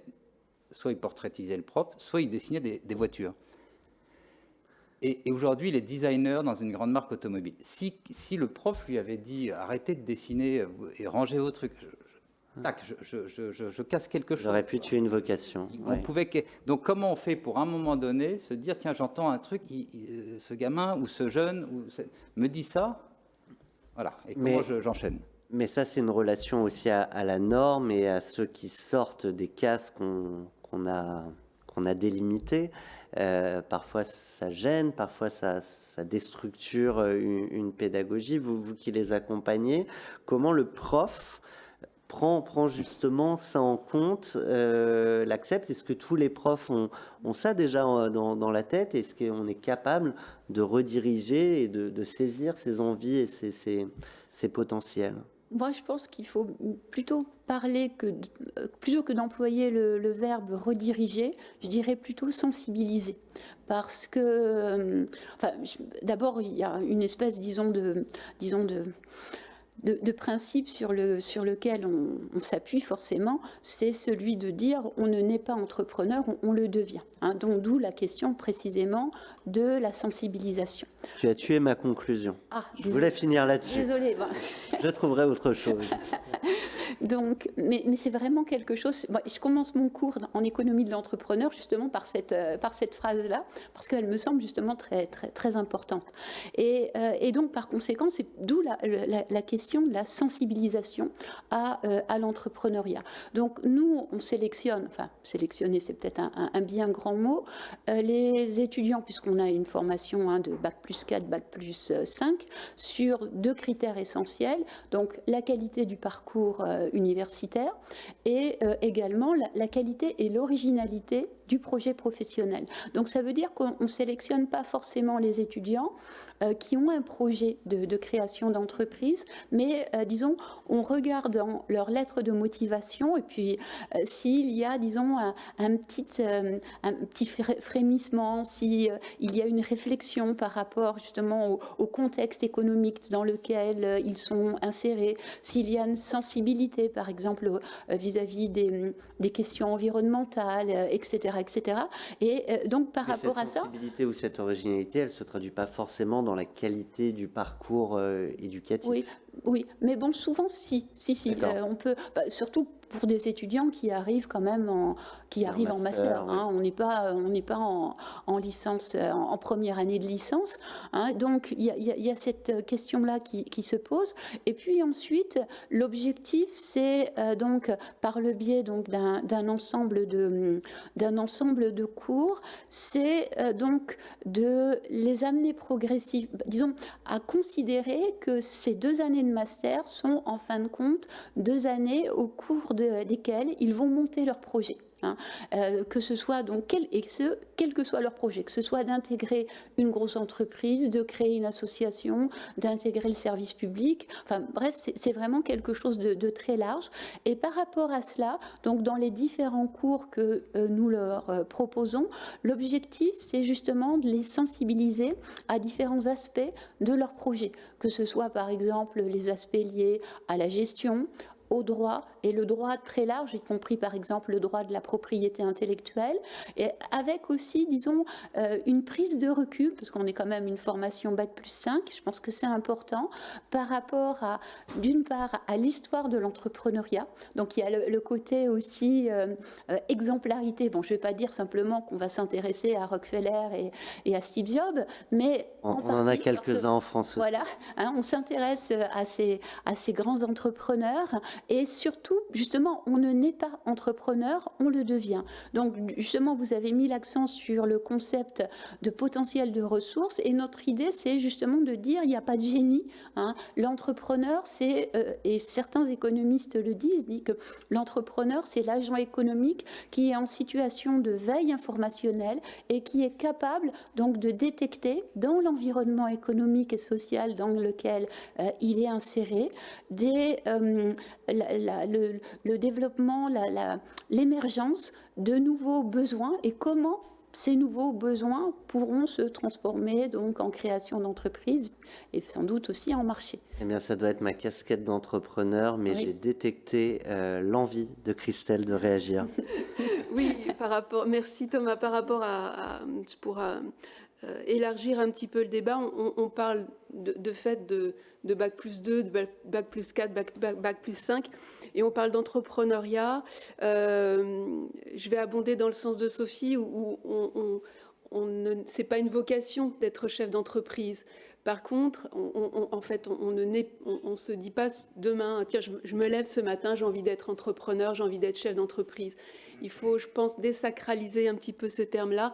Par contre, le mot entreprendre, ça, c'est très important. Le faire. Voilà, le faire.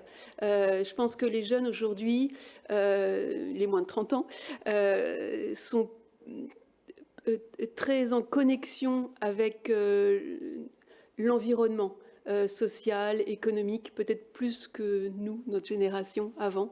Ils sont plus sensibilisés à ce que chacun d'entre eux peut apporter à l'économie locale, dans une dimension locale, territoriale, dans les territoires, et en créant, en faisant émerger une envie, pas seulement de l'écologie, mais une envie d'entreprendre, de créer son propre emploi, de créer quelques emplois autour de soi.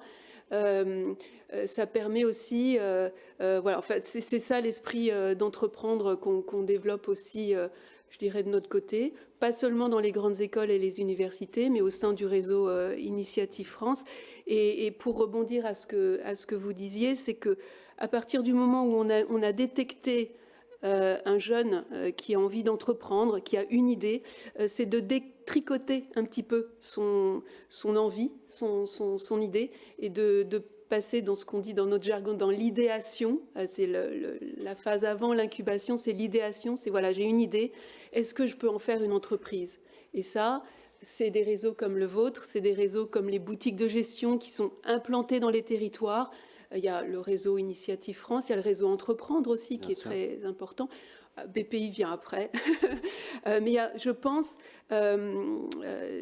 que sur les territoires, quand les jeunes ont envie d'entreprendre, on peut s'adresser à sa mairie, on peut s'adresser à toutes sortes d'interlocuteurs pour trouver peut-être la personne qui va vous écouter et qui va faire émerger cette envie peut-être en création d'entreprise. Encore faut-il avoir conscience que ces dispositifs existent et matérialiser le fait que ce qu'on souhaite faire est une entreprise. Ouais. Christian, tu souhaitais réagir? Oui, je suis complètement d'accord sur ce qui a été dit sur le fait qu'on n'est pas entrepreneur, on ne se réveille pas un matin comme ça, et donc c'est quelque chose qui va germer, c'est un peu comme une graine qui tout d'un coup va se révéler. Donc à la fois, il faut que les professionnels qui accompagnent ou qui accompagnent de la scolarité ensuite dans l'emploi, les personnes soient à l'écoute, mais il faut aussi donner la conscience à ces personnes-là qu'elles peuvent le faire. Et c'est vrai que le jargon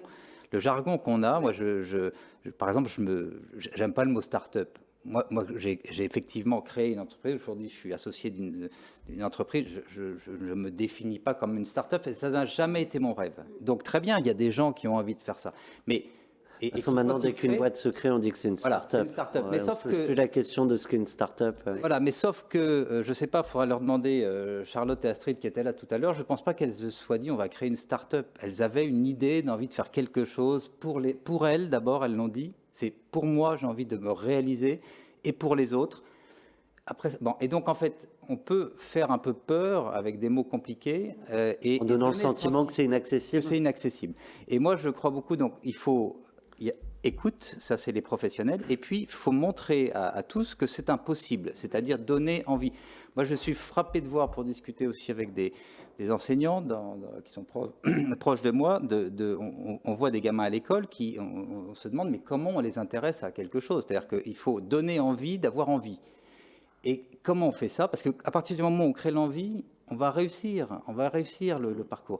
Et moi il y a deux idées qui me paraissent intéressante, c'est de rencontrer des entrepreneurs, de rencontrer ce que c'est que d'entreprendre. On peut faire 100 000 entrepreneurs, par exemple. Voilà, 100 000 entrepreneurs fait ça très bien, et ils ont fait récemment, dans le cadre de l'étude dont on parlait tout à l'heure, une étude auprès des jeunes, et on voit que les jeunes ont des modèles. Alors, ils vont parler de Thomas Pesquet, on pourrait parler de Mathieu Tordeur, des gens comme ça, qui donnent...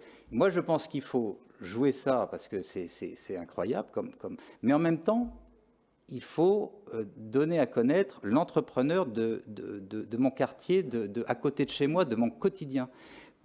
Et est-ce qu'on fait ça dans les écoles? Est-ce qu'on fait ça dans une mission locale de parler des gens qui ont créé un truc, mais la rue d'à côté, quoi. Ouais. Il y a, tout à l'heure, je citais Orelsan, mais en ce moment, il y a un documentaire sur lui où en fait c'est une ode à l'entrepreneuriat, quelqu'un qui était sur un sujet, là en l'occurrence c'est le rap, la musique, mais à Caen, donc on l'attendait pas là. Comme beaucoup de jeunes, on les attend pas dans l'entrepreneuriat, et en fait on se rend compte que pour filmer il suffit d'avoir une caméra et qu'il suffit en fait de faire pour à la fin y arriver, et on passe par des galères, etc. Ça passe aussi par des rôles modèles, mais au-delà de l'entrepreneur, peut-être de la démarche de faire. Tout à fait. Et je rebondirai sur un chiffre, ça a été dit tout à l'heure dans les chiffres qui étaient cités sur l'envie d'entreprendre, les gens qui entreprennent, l'indicateur de l'entrepreneuriat. On voit que les moins de 30 ans créent de fonds de.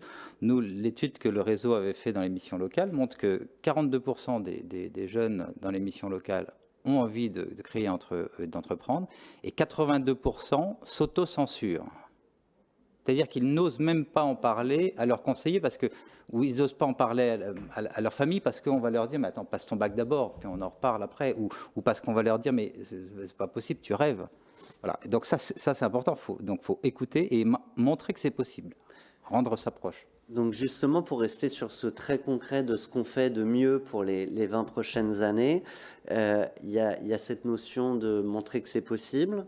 Comment on montre que c'est possible? Comment on dit à un jeune, comment on lui fait entendre qu'il a toute sa place dans ce monde et dans sa capacité à faire?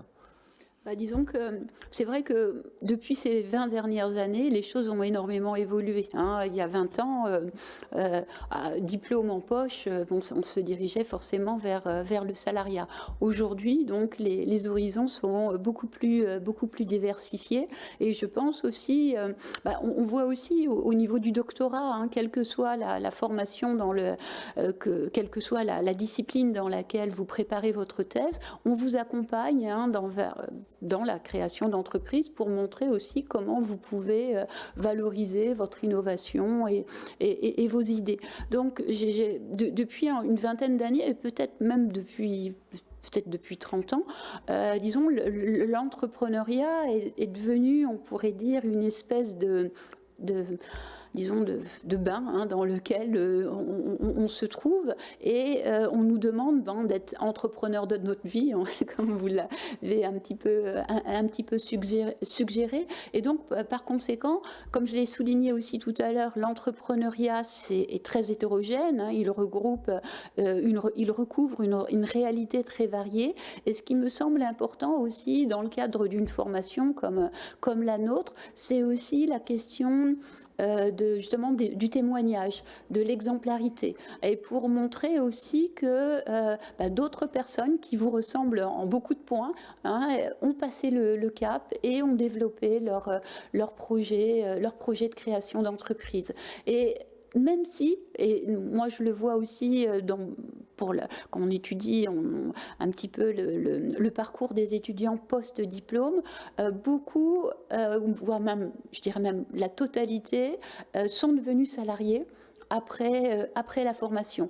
Et ils envisagent justement cette période du salariat comme une période d'apprentissage, de connaissance de l'entreprise par d'autres moyens. Et ce qui ne les empêche pas, bien sûr, de mûrir un projet de création d'entreprise. Et puis aussi, c'est un moyen de constituer un capital, puisque forcément, en étant salarié, on accumule un petit peu d'argent qui est de toute façon indispensable pour se lancer dans la création d'entreprise, puisque là aussi, les chiffres montrent bien que, disons, la première source de financement de la création d'entreprise, quel que soit l'âge, c'est quand même bien l'épargne propre du créateur. Donc, la période du salariat, c'est aussi une période où on va non seulement mûrir son projet, construire son réseau et puis également accumuler le capital nécessaire au démarrage de l'activité. Christelle? Oui, sur le financement, je peux rebondir sur ce que tu dis. Effectivement, il y a l'épargne personnelle, ce qu'on appelle le friends and family dans le love money, où on va, surtout chez les créateurs qui ont moins de 30 ans, qui sont soit passés par le salariat ou qui vont tout de suite passer après le master, ils vont avoir envie de créer leur activité. Le prêt d'honneur est un dispositif qui est très intéressant pour les créateurs, parce que le prêt d'honneur, c'est un prêt à taux zéro, un prêt à la personne, et ces fonds viennent augmenter les fonds propres de l'entreprise. Donc, pour 1 000 € apportés par un créateur, une plateforme du réseau Initiative, et notamment la nôtre, on peut apporter 1 000 € qui eux-mêmes vont devenir 1 000 autres euros par le biais du prêt d'honneur création reprise de BPI France ou d'autres prêts d'honneur si les personnes sont éligibles. Et puis ensuite, des subventions, des aides de BPI et puis d'organisations plus locales. Il y a des organisations de chefs d'entreprise sur les territoires qui sont prêts à aider, peut-être des business angels, mais pas que, parce que là on dit des gros mots, on dit des grands mots, mais voilà, c'est aussi... oui. On va dire des gens qui sont prêts à miser sur vous. Exactement, voilà, j'adore ça. Cette définition, elle est complètement... J'abonde complètement dans cette définition. C'est en apportant quelques euros ou un petit peu plus, sur des projets locaux, enfin des projets avec des ambitions soit locales ou des ambitions un peu plus grandes, un peu plus régionales. On peut solliciter des financements assez intéressants, oui, bien sûr. Quand on a préparé cet échange, je vous ai demandé à chacun, on fait quoi pour les 20 prochaines années? Donc je reviens là-dessus, et notamment Christelle, tu me disais, il faut qu'on crée des passerelles plus fortes entre les universités et l'entreprise. Donc il y a pas mal d'initiatives qui se font, mais du coup, c'est qu'il y a encore des choses à faire bouger. Oui. Alors, nous, en fait, chez Initiative Grandes Écoles Universités, on a la chance, en fait, de travailler dans un écosystème qui est complètement mobilisé. Les grandes écoles, les universités, il y a 20 ans, je ne suis pas sûre qu'on parlait de l'entrepreneuriat comme on en parle aujourd'hui. Nos partenaires s'engagent financièrement. Les fonds que nous gérons, nous, les fonds de prêt d'honneur, sont des fonds privés. Donc, ce sont les fondations des grandes écoles, des associations d'alumni qui viennent mettre au pot et qui viennent financer des créateurs et créatrices qui sont issus de ces incubateurs. Donc pour nous, c'est vraiment le nerf de la guerre, le financement. Et au travers des fondations, donc il y a les alumni, mais il y a aussi les grands groupes, les grandes entreprises qui pourraient encore plus financer ces fondations, ces grandes écoles et universités, par le biais de dons, de mécénats, d'interventions au sein des incubateurs pour apporter de l'expertise sur toutes les dimensions entrepreneuriales, le marketing, les ressources humaines, le financement, l'accession à un marché, l'accessibilité à un marché, valider un marché sur des projets qui sont un peu plus innovants. Et donc, moi, Elles vont financer les innovations qu'elles pourront utiliser demain, c'est l'idée. Mais absolument, et c'est vrai, je rebondis sur ce que tu dis, c'est que ces grands groupes, ces grandes écoles, ces grands groupes et ces grandes entreprises, ou moins grandes, implantées sur des territoires, qui pourraient financer des entrepreneurs, de la création d'entreprises par le biais des universités et des grandes écoles, pourraient être en relation avec ces créateurs et faire aussi du chiffre d'affaires, parce qu'il ne s'agit pas de lever que des fonds, mais aussi de dealer. Il y a un moment, la meilleure source d'argent, c'est les clients. C'est quand même les clients, et il faut que ces entreprises se mobilisent pour donner toutes leurs chances à ces jeunes entreprises, bien sûr. Ouais. Quand j'ai posé cette question à Christian, on fait quoi pour les 20 prochaines années? Alors j'ai une liste qui est tellement longue que je peux pas,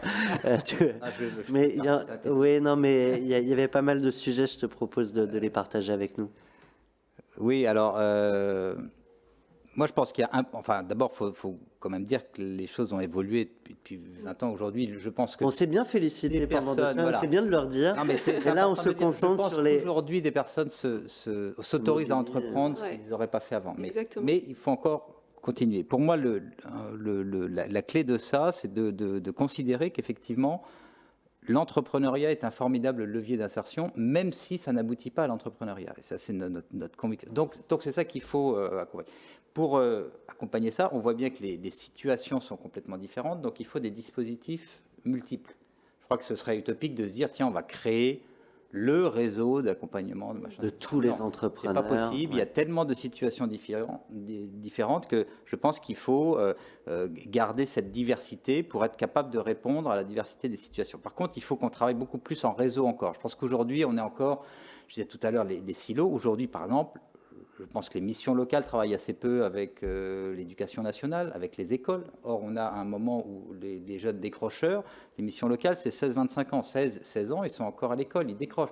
Donc, à quel moment on essaye de travailler et de créer ce réseau pour éviter de perdre? Parce que plus on sait, on sait très bien que plus on essaye de rattraper les choses tard, plus c'est compliqué. Donc, il faut plutôt anticiper, prévenir que d'essayer de rattraper. Et donc, ça, c'est vrai sur tous les maillons. Tout à l'heure, ça a été dit, le continuum, Frédéric Guibert dirait le continuum. Donc c'est vrai entre l'école et les structures d'accompagnement, c'est vrai entre les structures d'accompagnement et les structures de financement, c'est vrai entre les structures d'accompagnement, entre les structures de financement. Il faut qu'on continue à travailler sur cette dimension de travail en réseau. C'est-à-dire quoi, faut organiser des rencontres plus récurrentes entre vous? Une fois qu'on a dit ça, on fait quoi? D'ailleurs, c'est ce qui se crée suite au rapport Hamon-Pupponi, cette idée du collectif entrepreneuriat jeunesse, où je pense qu'il y a du travail à faire. Et donc c'est en train de se monter, c'est en train de se monter. Il va falloir le décliner sur le territoire. Et c'est pas neutre parce qu'il y a quand même de la concurrence dans tout ça, parce que toutes ces structures sont en recherche de financement. Alors les fondations privés peuvent contribuer, mais on est beaucoup sur des financements publics, réseau des groupements de créateurs, notamment accompagnés par des fondations type EDF. Mais donc le risque, c'est d'être en concurrence sur les financements publics. Or, il faut travailler plutôt ensemble et se dire sur un territoire, comment on fait pour, ensemble, mailler le mieux possible pour permettre aux personnes qui ont envie d'entreprendre de pouvoir le faire. Christelle? Oui, je crois que j'abonde complètement dans ce que tu dis. Il faut que les réseaux et les associations qui sont dédiées à la création d'entreprises, à l'accompagnement se parlent. Et je pense que ça se fait de plus en plus, mais il faut... Il y a ce sentiment de concurrence un peu parfois? Oh, je crois pas. Enfin, c'est pas ce que je ressens sur le terrain. On est en concurrence quand on va chercher des financements.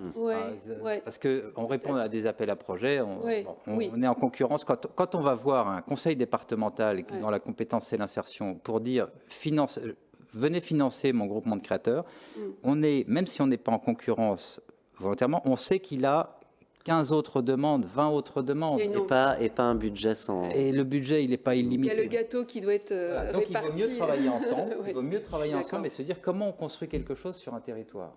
C'est ça qu'il faut faire. Qu'est-ce qu'on change d'autre? C'est un petit peu difficile. Moi, j'ai pas de recette. Et si je puis là, je vais plutôt parler, disons, en tant que, le mot est peut-être un petit peu pompeux, mais plus en tant que chercheur qu'en tant qu'enseignant. C'est-à-dire qu'il me semble important aussi de prendre un petit peu de recul et de voir comment le système économique et social dans lequel nous vivons a évolué depuis ces 30 ou ces 20 dernières années. Il est clair, comme je le disais tout à l'heure, que le salariat n'est plus, depuis très longtemps, présenté comme étant l'unique voie d'insertion professionnelle et que l'entrepreneuriat, lui, apparaît donc comme une voie nouvelle, nouvelle entre guillemets, d'insertion professionnelle. Et donc, par rapport à cela, moi, je pense qu'il faut aussi réfléchir sur quel est l'intérêt pour le système économique, disons, de mettre l'accent sur l'entrepreneuriat et en particulier l'entrepreneuriat des jeunes. Alors, il y a quelques années, et on en parle encore aujourd'hui, une question fondamentale qui était souvent débattue, c'était celle du chômage des jeunes. Et donc, on peut considérer que justement, en privilégiant l'entrepreneuriat, c'est aussi comme l'allongement de la durée des créer son propre emploi. C'est un moyen donc de réduire le chômage des jeunes, en même temps en leur montrant qu'il n'y a pas que le salariat et que justement on peut être créatif. Et souvent on le voit, des jeunes s'orientent vers la création d'entreprises parce qu'ils sont insatisfaits de l'emploi qu'ils occupent, ils le considèrent comme routinier, sans intérêt, d'être aussi sous la dépendance d'un donneur d'ordre ou plutôt d'un patron. Et donc, devenir entrepreneur, c'est aussi d'une certaine façon devenir maître de soi. Mais bon, on est peut-être maître de soi, mais on doit aussi dompter le marché, si j'ose dire. Donc, vous l'avez souligné à plusieurs reprises, ce n'est pas un parcours facile. Donc il y a ce volet-là qui me semble important et par rapport à ça, vous l'avez souligné, c'est l'importance donc de l'écosystème, du cadre institutionnel, des aides, pas simplement des aides financières, mais de l'accompagnement en conseil, de toutes sortes, qui est vraiment primordial pour permettre donc à ces jeunes de réaliser le projet de création d'entreprise. Et puis, Christelle, la réflexion de Christelle aussi sur les fondations qui sont financées par des fonds privés me conduit aussi à mettre l'accent sur ce que les grandes entreprises qui vont favoriser l'entrepreneuriat peuvent retirer justement des fonds qu'ils allouent pour soutenir l'entrepreneuriat. On sait très bien, on le voit, on l'a vu encore récemment avec la mise au point des vaccins contre la Covid-19. La BioNTech s'est associée à Pfizer pour développer son vaccin contre la Covid. Donc, ces petites entreprises, elles sont porteurs d'idées et elles participent aussi ce que je pourrais nommer une espèce de régénérescence du système économique. Et c'est peut-être plus encore aujourd'hui avec les nouvelles technologies, ou les technologies de l'information et de la communication. Regardez toutes les possibilités qu'offre Internet. Là aussi, avec peu de moyens, on va lancer une chaîne sur YouTube. Et puis, petit à petit, on va créer... on ne sera pas vraiment entrepreneur, mais... Si, dans la démarche, on l'est. Donc, je pense aussi qu'on est dans une... on attire notre attention sur le réchauffement climatique, sur les problèmes environnementaux auxquels nous sommes confrontés et qui sont très graves, bien évidemment, et je ne veux pas les minimiser, mais en même temps, je pense qu'on vit aussi une période... où l'innovation, disons, l'innovation est multiple. Regardez simplement, je sais pas, la création d'un site comme Google, le smartphone, etc. Toutes les économistes aussi parlent du phénomène des grappes d'innovation, comment une innovation en entraîne une autre, etc. Avec des opportunités. Et je pense que par rapport à ça, et si je reviens sur la question que tu m'as posée, sur ce qu'il faut faire. En ayant en tête, Sophie, le temps nous est compté. Voilà. De toute façon, j'ai pas de baguette magique pour trouver la solution. Mais ce que je voulais dire par rapport à cela, c'est vraiment essayer de faire en sorte que les jeunes d'aujourd'hui, et peut-être bien sûr aussi les moins jeunes, soient ouverts, attentifs aux transformations disons, qui s'opèrent autour d'eux, et que par rapport à ça, ils soient en capacité de saisir les outils qui sont à portée de main, que ce soit les outils technologiques, les outils informationnels ou de toutes sortes. Et humains, et d'accompagnement. Voilà. Ce que je retiens en tout cas, c'est qu'il y a un vrai sujet, que tous les acteurs travaillent mieux entre eux, main dans la main, pour tous les publics, et avec cette idée d'aller saisir ou générer l'envie là où elle se trouve. Malheureusement, je le disais, le temps nous est compté. Donc merci à vous trois, et merci à vous de nous avoir suivis. Je vous propose de laisser le mot de conclusion à Marie-Adeline Pex et Julien Noronha.